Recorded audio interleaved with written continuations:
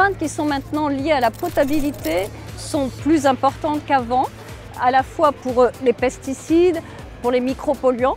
Donc effectivement, on en avait besoin. Puis en même temps, c'est vrai, la ville de Montauban et le Tarn-et-Garonne gagnent beaucoup d'habitants. Et nous avions envie d'anticiper à l'horizon 2040-2050 les besoins qu'auront les Montalbanais pour avoir de l'eau. L'eau premium. C'est de l'eau premium d'Olève. Au niveau de la prise d'eau, en termes de quantité, on a augmenté la quantité puisqu'on passe de 800 m3 à 1200 m3, en gros de 16 000 tonnes d'eau par jour à 25 000, donc c'est quand même une extension importante.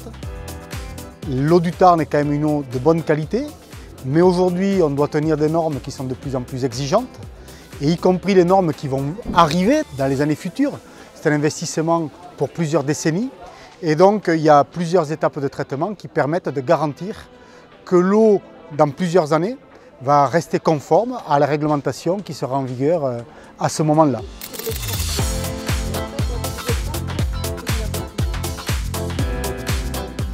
La volonté du Grand Montauban, c'est d'avoir l'usine la plus moderne possible, la plus optimisée possible, en tenant compte des contraintes budgétaires que peuvent avoir les collectivités. Et donc effectivement en s'appuyant également sur les compétences techniques que nous n'aurons jamais dans les collectivités, la technologie qui vient et la veille technologique qui permet de bénéficier tout le temps des meilleures avancées dans ce traitement de l'eau.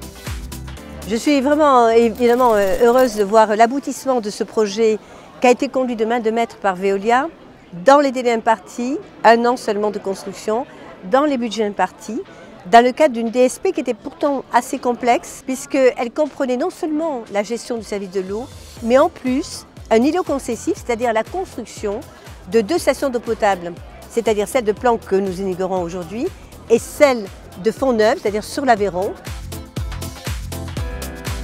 Le schéma global, c'est l'interconnexion de ces 2 sites pour pouvoir compenser tout ou partie de l'un des sites par l'autre. C'est-à-dire le jour où Fontneuve est arrêtée, et elle va l'être là bientôt, pour finir les travaux, c'est cette usine de Planck qui va pouvoir fournir toute l'eau nécessaire à l'utilisation des Montalbanais et du Grand Montauban. Demain, si cette usine avait aussi un arrêt momentané lié à de la maintenance ou tout autre, c'est Fontneuve qui peut compenser les besoins de cette usine de Planck.